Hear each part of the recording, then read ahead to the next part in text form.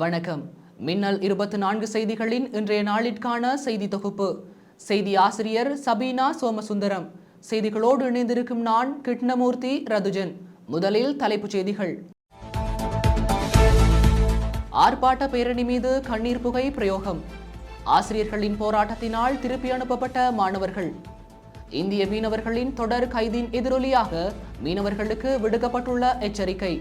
இன்றைய செய்திகளுக்கு பிரதான அனுசரணை வழங்குவோர் எலக்ட்ரானிக்ஸ், களுவாஞ்சிக்குடி, மட்டக்களப்பு.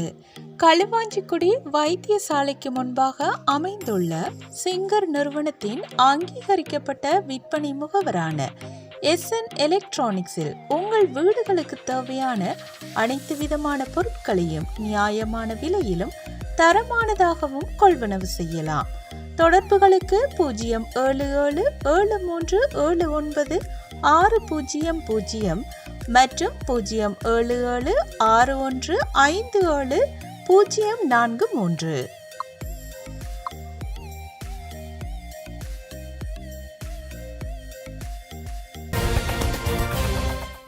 தொடர்வது விரிவான செய்திகள். கொழும்பில் ஆர்ப்பாட்டத்தில் ஈடுபட்ட அதிபர் ஆசிரியர்கள் மீது நீர்த்தாரை மற்றும் கண்ணீர் புகை பிரயோகம் மேற்கொள்ளப்பட்டுள்ளது. வேதன பிரச்சினை உள்ளிட்ட பல்வேறு விடயங்களை முன்னிறுத்தி கொழும்பு கோட்டை தொடருந்து நிலையத்திற்கு முன்னால் இந்த ஆர்ப்பாட்டம் ஆரம்பமானது. பின்னர் லோட்டஸ் சுற்றுவட்டத்தை அடைந்து நிதியமைச்சின் அலுவலகத்திற்கு செல்ல முற்பட்ட போது ஆர்ப்பாட்டத்தில் ஈடுபட்டவர்கள் தடுக்கப்பட்டனர். பின்னர் அவர்களை வெளியேற்றுவதற்காக போலீசார் நீர்த்தாரை மற்றும் கண்ணீர் புகை குண்டுகளை பிரயோகித்துள்ளனர். இதனால் குறித்த இடத்தில் பதற்ற நிலை ஏற்பட்டுள்ளது. நாடளாவிய ரீதியில் அதிபர்கள், ஆசிரியர்கள் மற்றும் ஆசிரிய ஆலோசகர்கள் இன்று புதன்கிழமை சுகையின விடுமுறை போராட்டத்தை முன்னெடுத்துள்ளனர். இந்நிலையில் மட்டக்களப்பு நகர் பகுதியில் உள்ள பாடசாலைகளில் ஆசிரியர்கள் பாடசாலைக்கு சமூகம் அளிக்காத நிலையில் மாணவர்கள் வழமை போன்று பாடசாலைக்கு சென்றுள்ளனர். அதன் பின்னர் மாணவர்கள் வீடுகளுக்கு திருப்பி அனுப்பப்பட்டுள்ளதாக தெரிவிக்கப்படுகின்றது. அரசாங்கத்துடன் சம்பள முரண்பாடுகள் தொடர்பில் நடாத்தப்பட்ட பேச்சுவார்த்தைகள் தோல்வியடைந்ததன் காரணமாக அதிபர்கள், ஆசிரியர்கள், ஆசிரிய ஆலோசகர்கள் சுகையின விடுமுறை போராட்டத்தில் ஈடுபட்டுள்ளனர். ஜனாதிபதி மட்டக்களப்பிற்கு விஜயம் செய்யும் போது அவருக்கு மதிய உணவு கொடுத்தால் அதற்கு பரிசாக அமைச்சர் பதவி கிடைக்கும் என நாடாளுமன்ற உறுப்பினர் ராசமாணிக்கம் சாணக்கியன் தெரிவித்துள்ளார். இன்று புதன்கிழமை பன்முகப்படுத்தப்பட்ட நிதியினை ஆலயங்களுக்கு பகிர்ந்து வழங்கிய பின்னர் ஊடகவியலாளர்களின் கேள்விகளுக்கு பதிலளிக்கையிலேயே அவர் இதனை தெரிவித்தார். வெறுமனை தங்களுக்கு ஜனாதிபதி மட்டக்களப்புக்கு வந்தால் ஒரு உணவு, மதிய உணவு வழங்கினால் இன்று அமைச்சர் பதவி எடுக்கக்கூடிய நிலைக்கு வந்திருக்கு. இன்று ஜனாதிபதி ஒருவர் மட்டக்களப்பு விஜயம் செய்கிற பொழுது மதிய உணவு கொடுத்தால் இன்று அமைச்சு பதவி எடுக்கலாம். அந்த அளவுக்கு நிலைமை மாறி இருக்கு. அப்போ இந்த அமைச்சு பதவியை வைத்துக்கொண்டு தொடர்ந்தும் தெற்கினுடைய அரசாங்கத்துடைய நிகழ்ச்சிகளை நடைமுறைப்படுத்துவதற்காக கிடைக்கும் பரிசுகளாகவே இவங்களுக்கு விசேடமான நிதி ஒதுக்கீடுகள், லஞ்சங்கள் போன்று கிடைக்கிறது சொல்லி நாங்கள் அறியக்கூடிய இது உரிமை கிடைக்காமல் அரசாங்கத்திடமிருந்து எதையும் பெற்றுக்கொள்ள மாட்டோம் என சொல்கின்றவர்கள் மதியம் 12 மணிக்கெல்லாம் குழுவாக அமர்ந்து அரசாங்கத்தின் அறுசுவை உணவை மாத்திரம் உண்ணுவார்கள் என ராஜாங்க அமைச்சர் சிவனேசதுரை சந்திரகாந்தன் தெரிவித்துள்ளார். நேற்று செவ்வாய்க்கிழமை மட்டக்களப்பு களுவாஞ்சிக்குடியில் நீண்ட காலமாக பாவனையற்று கிடந்த வீதியொன்றினை மக்கள் பாவனைக்காக திறந்து வைக்கும் நிகழ்வில் கலந்து கொண்ட போதே அவர் இதனை தெரிவித்தார்.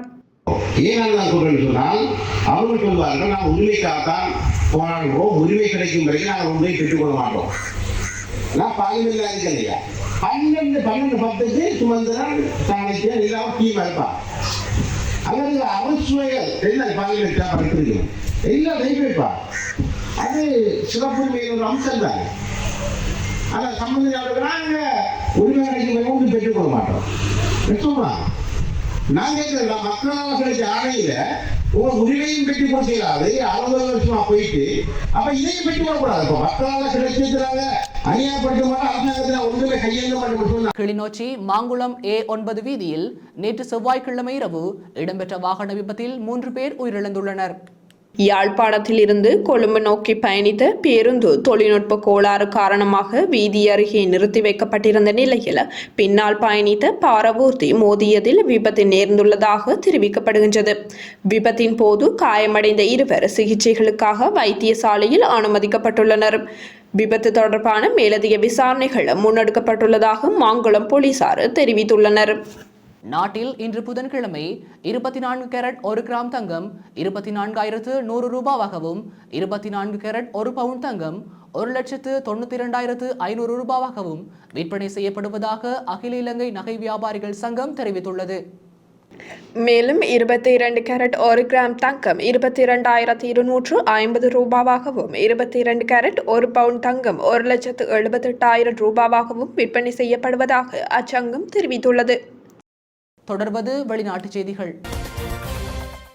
எல்லை தாண்டி மீன்பிடித்ததாக கடந்த ஒரு வாரத்தில் 30ற்கும் மேற்பட்ட தமிழக மீனவர்கள் அடுத்தடுத்து இலங்கை கடற்படையால் கைது செய்யப்பட்டு வருவதன் எதிரொலியாக ராமேஸ்வரத்திலிருந்து மீன்பிடிக்க செல்லும் மீனவர்கள் சர்வதேச கடல் எல்லையை தாண்டி செல்ல வேண்டாம் எனவும் உயிர்காக்கும் உபகரணங்களை கையில் வைத்துக் கொள்ளுமாறு ராமேஸ்வரம் மீன்வளத்துறை அதிகாரிகள் ஒலிபெருக்கி மூலமாக எச்சரிக்கை விடுத்துள்ளனர்.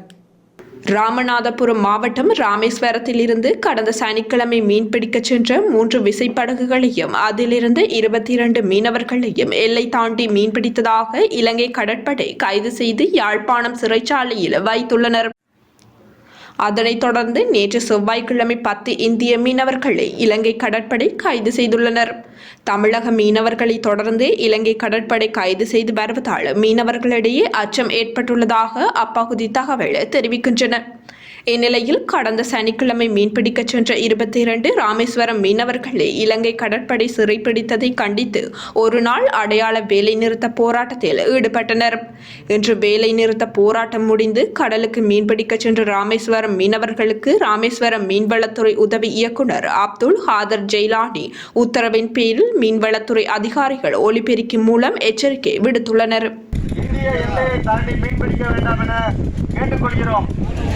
கென்யாவில் பாராளுமன்றத்தை முற்றுகையிட்ட ஆர்ப்பாட்டக்காரர்கள் மீது போலீசார் நடத்திய துப்பாக்கிச் சூட்டில் 5 பேர் உயிரிழந்துள்ளதாக சர்வதேச செய்திகள் தெரிவிக்கின்றன. கென்யாவின் தலைநகர் நைரோபியில் உள்ள பாராளுமன்றத்தில் சர்ச்சைக்குரிய நிதி சட்டம் மூலம் தாக்கல் செய்வதற்கு எதிராக கடந்த சில நாட்களாக கென்யாவின் பல பகுதிகளிலும் போராட்டம் நடைபெற்று வருகின்றது. இந்நிலையில் பாராளுமன்ற உறுப்பினர்கள் இந்த சட்ட மூலத்திற்கு எதிர்ப்பு தெரிவிக்க வலியுறுத்தி பொதுமக்கள் பாராளுமன்றத்திற்கு வெளியே போராட்டத்தில் ஈடுபட்டனர். போராட்டத்தில் ஆயிரக்கணக்கானோர் பாராளுமன்ற வளாகத்திற்குள் நுழைந்தனர். அப்போது அங்கு பாதுகாப்பு கடமையில் ஈடுபட்டிருந்த போலீசார் துப்பாக்கிச் சூடு நடத்தினர். அதில் 5 பேர் உயிரிழந்துள்ளதோடு 31 பேர் காயமடைந்துள்ளார்கள். இதனையடுத்து ஆத்திரமடைந்த போராட்டக்காரர்கள் பாராளுமன்ற கட்டடத்திற்கு தீ வைத்தனர். இதனால் அங்கு பரபரப்பான சூழல் உருவானது. தீ வைக்கப்பட்டதை அடுத்து பாராளுமன்ற உறுப்பினர்கள் அங்கிருந்து பாதுகாப்பாக வெளியேற்றப்பட்டனர். வங்காள விரிகுடாவில் உள்ள நிக்கோபார் தீவுகள் அருகே நில அதிர்வு ஒன்று உணரப்பட்டுள்ளது. இது ரிக்டர் அளவுகோலில் 5.7 மெக்னியூட்டாக பதிவாகியுள்ளது. நில அதிர்வானது 10 கிலோமீட்டர் ஆழத்தில் ஏற்பட்டதாக தெரிவிக்கப்பட்டுள்ளது. இந்த நில அதிர்வால் சுனாமி எச்சரிக்கை எதுவும் விடுக்கப்படவில்லை என வெளிநாட்டு ஊடகங்கள் செய்தி வெளியிட்டுள்ளன. தொடர்வது விளையாட்டுச் செய்திகள். உலகக்கிண்ண 2020 கிரிக்கெட் தொடரின் முதலாவது அரையிறுதிப் போட்டி அமெரிக்க நேரப்படி இன்று புதன்கிழமை இடம்பெறவுள்ளது. கலிபோர்னியாவில் இடம்பெறவுள்ள இந்த போட்டியில் ஆப்கானிஸ்தான் மற்றும் தென்னாப்பிரிக்க அணிகள் ஆகியன மோதவுள்ளன. இந்த போட்டி இலங்கை நேரப்படி நாளை வியாழக்கிழமை காலை 6 மணியளவில் ஆரம்பமாக உள்ளது. அதே நேரம் இங்கிலாந்து மற்றும் இந்தியா ஆகிய அணிகளுக்கு இடையிலான போட்டி இலங்கை நேரப்படி நாளை இரவு 8 மணியளவில் ஆரம்பமாக உள்ளது.